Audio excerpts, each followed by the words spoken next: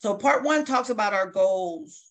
What are your current goals for trading overall and your current goals for each specific strategy? You want to consider your daily, your weekly, and your monthly goals. So potentially, maybe let's back into it. So if you have a monthly goal of $1,000 a month, that means you want to make $250 a week, which means you want to make at least or an average of $50 a day. If you're trading a weekly strategy, then your weekly strategy then needs to get you to $250. That's going to help encourage, and this is what's going to inform what strategies you use potentially, how many of that you use. You know, if you're using covered calls and the covered call strategy is going to net you $20 per week, then you've got to either do 12 contracts of that, or you've got to supplement it with something. If you're looking for $250 a week, your $250 a week has to be mirrored with a strategy that will get you to $250. All right. So there's strategy that we can use. Covered calls may or may not be one that'll get you there. You may be in SPX on a weekly basis that may get you to $250 a week, right? Or you may have to adjust the goals down to something you want to make them sure that your goals are realistic. Yes, would we like to make $250 a week? Of course.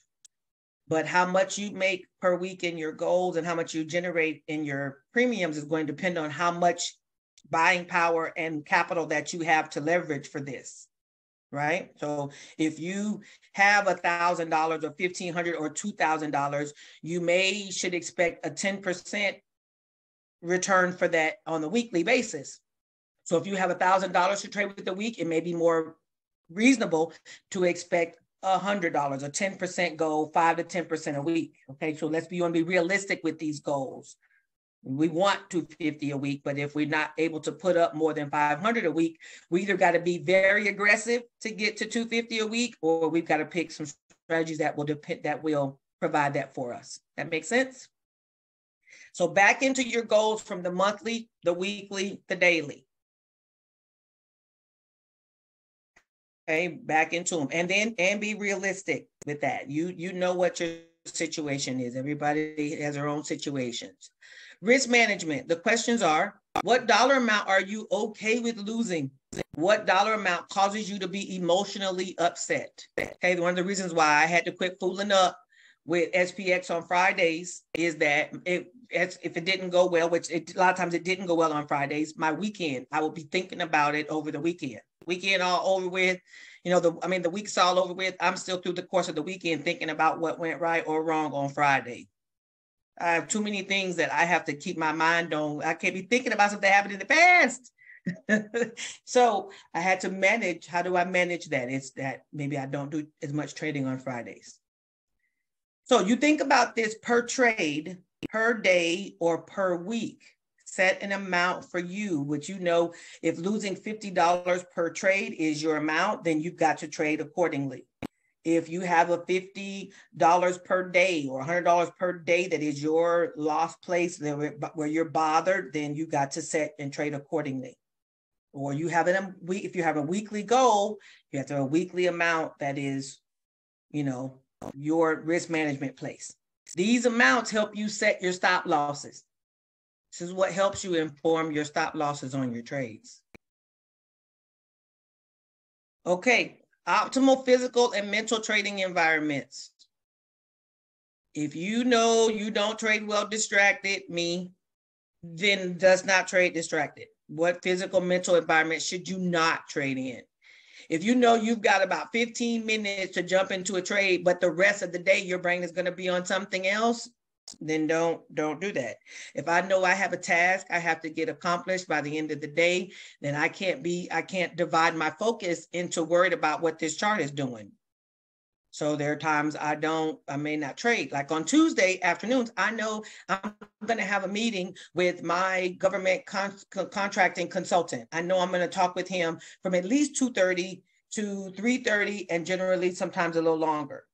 So I kind of prepare what I'm talking about to him before I go. And I know that the time I'm talking with him, I want to be focused on what we're talking about because he definitely makes me think bigger and my brain I have to use all my brain power when I'm talking with him. So, and I know after I'm done talking with him, I cannot immediately jump back into the trading environment because my mind is still on the things we talked about.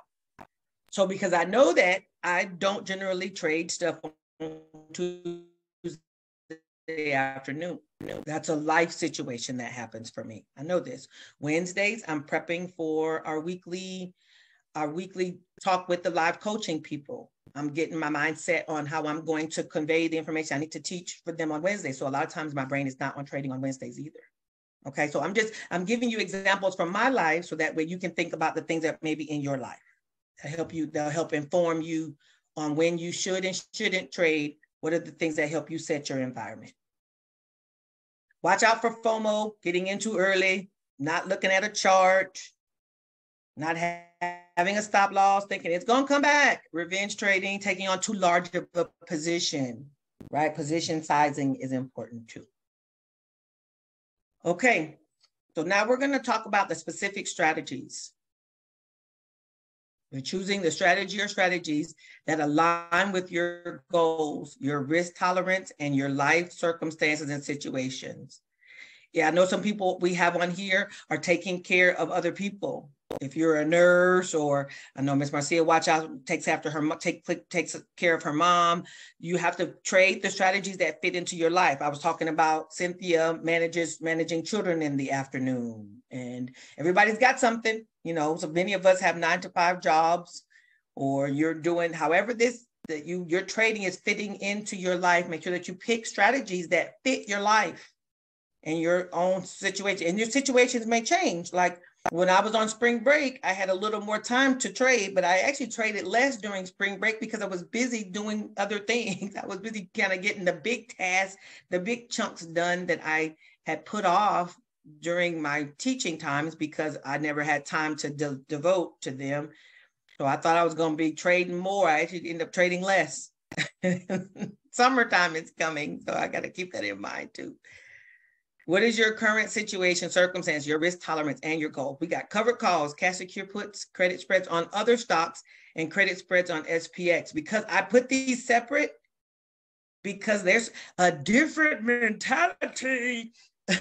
It's a different mentality that goes with trading credit spreads on, you know, Amazon or SoFi or whosoever than there is on trading credit spreads on SPX.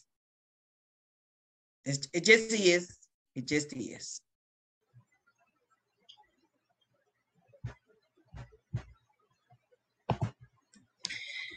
Hello, all. This is Arlissa. I wanted to share with you that we have the Options 411 two-day boot camp coming up.